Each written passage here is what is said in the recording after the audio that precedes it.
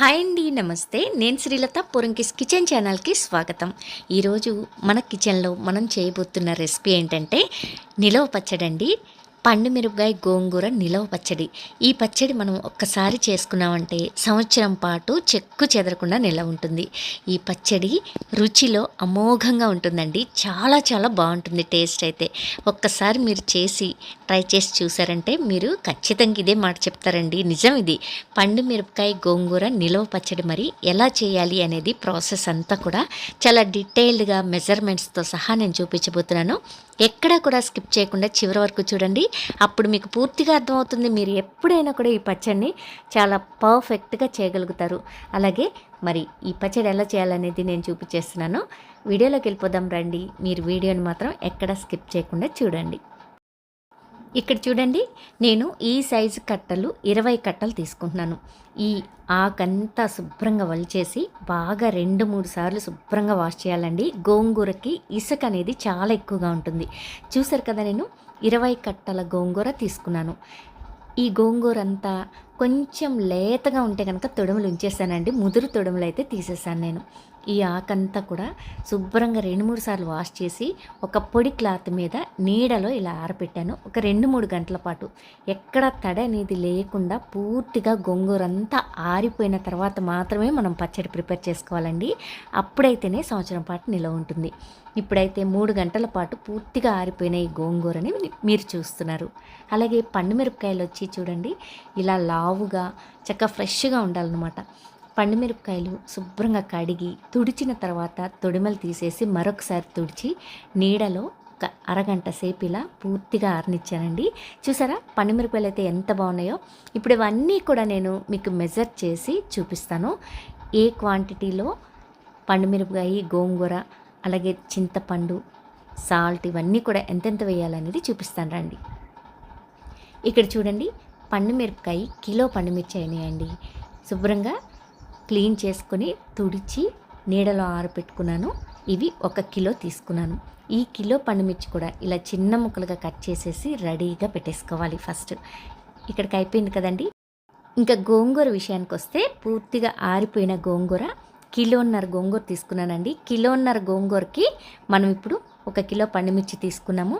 అలాగే చింతపండు పెంకులు, గింజలు, అలాగే ఈనెలు ఇలాంటివి ఏమీ లేకుండా క్లీన్ చేసుకున్న చింతపండు నేను 150 గ్రామ్స్ తీసుకున్నాను. 1.5 కిలో గోంగూర, కిలో పండుమిర్చి, 150 గ్రామ్స్ చింతపండు తీసుకున్నానండి. చూసారా, ఇలా ఫ్రెష్గా పెట్టుకోవాలి.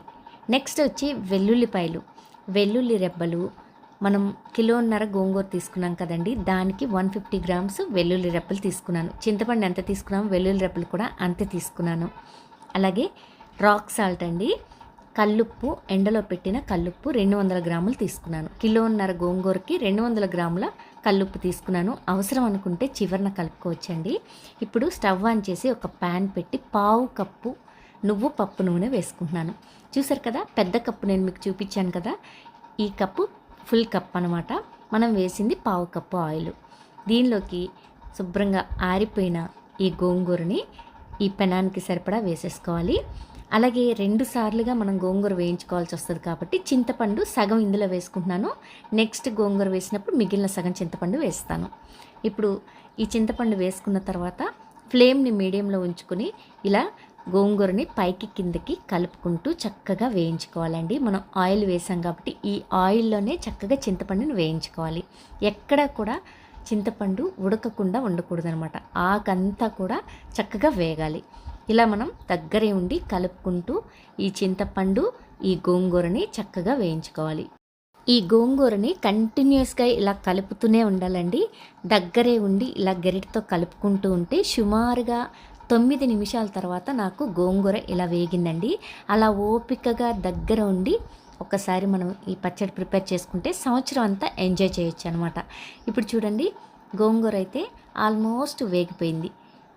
చూసారా, ఎక్కడ కూడా ఆకు గ్రీన్గా లేదనమాట. చక్కగా దగ్గరే ఉండి ఇలా వేయించుకున్నాం కదా. ఇప్పుడు ఈ గోంగూరని వేరే బౌల్లోకి తీసేసుకుందాము.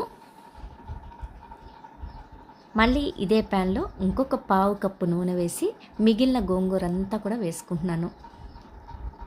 ఈ గోంగూర అంతా వేసుకుని మిగిలిన చింతపండు అంతా కూడా వేసేసుకుందామండి. నాకైతే ఈ ప్యాన్లో 2 సార్లు వేయించుకున్నాను. ఈ గోంగూర అంతా కూడా 2 సార్లు వేయించుకున్నాను. ఇప్పుడు ఈ చింతపండు అంతా కూడా వేసేసుకున్నాను. వేసుకొని సేమ్ ఇందాకట్లాగానే మళ్ళీ చక్కగా కలుపుకుంటూ ఈ చింతపండు గోంగూర కూడా చక్కగా కుక్ అయ్యే వరకు దగ్గరే ఉండి పైకి కిందికి ఇలా కలుపుకుంటూ వేయించేసుకోవాలి.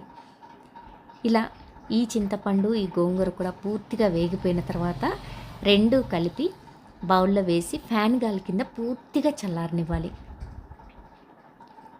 చూడండి, మరొక 10 నిమిషాల తర్వాత రెండోసారి వేసిన గోంగూర చింతపండు కూడా చక్కగా వేగిపోయి ఎక్కడ కూడా ఇంత కూడా ఆకు గ్రీన్గా లేకుండా చింతపండు కూడా చక్కగా ఉడికిపోయింది కదా. ఇప్పుడు ఇదే బేసన్లోకి ఈ ప్యాన్లో ఉన్న గోంగూర అంతా కూడా వేసేసి చక్కగా పూర్తిగా చల్లారనివ్వాలి. ఎక్కడ వేడి అనేది ఉండకూడదండి, బాగా గుర్తుపెట్టుకోండి. ఈ గోంగూర పూర్తిగా చల్లారిన తర్వాత మాత్రమే మనం నెక్స్ట్ ప్రాసెస్ అంతా చేయాలి. ఇప్పుడైతే నేను స్టవ్ ఆఫ్ చేసేస్తున్నాను. ఇదంతా కూడా పూర్తిగా చల్లారిన తర్వాత నెక్స్ట్ ఏం చేయాలో నేను మీకు చూపిస్తాను. దీన్నైతే ఇప్పుడు నేను ఈ బేసన్లోకి మార్చేసి పూర్తిగా చల్లారి పెడుతున్నాను. ఒక 1 అవర్ తర్వాత గోంగూర అయితే చక్కగా పూర్తిగా చల్లారిపోయిందండి. ఇలా చల్లారిపోయిన ఈ గోంగూరని పక్కకు పెట్టేసి పండు మిరపకాయలు మనం ముక్కలుగా కట్ చేసుకున్నాం కాబట్టి ఈ ముక్కల్ని ఇప్పుడు మిక్సర్ జార్ తీసుకుని 2 సార్లుగా మనం మిక్సీ పట్టుకుందాము.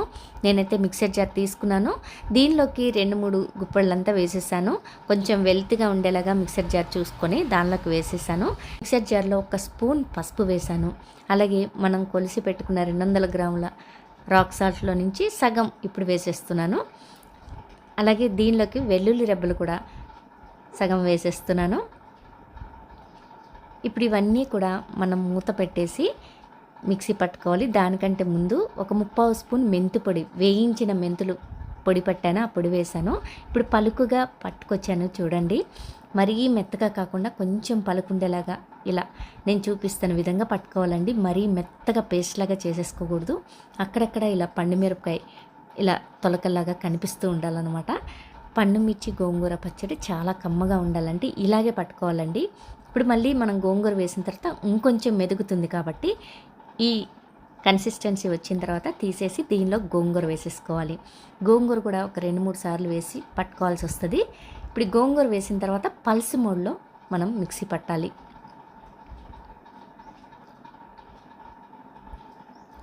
ఇప్పుడు చూడండి, నేను మిక్సీ పట్టుకొచ్చాను. పల్స్ మోడ్లో తిప్పానండి 2-3 సార్లు.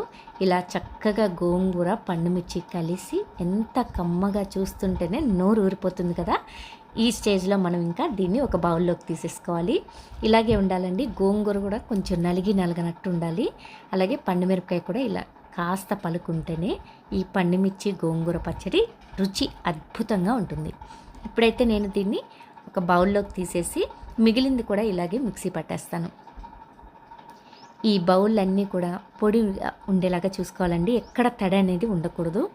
గెరిటెలు ఈ బౌల్స్ కానీ చక్కగా పొడిగా ఉండేలాగా చూసుకొని మనం ఈ ప్రాసెస్ అంతా స్టార్ట్ చేసుకోవాలి.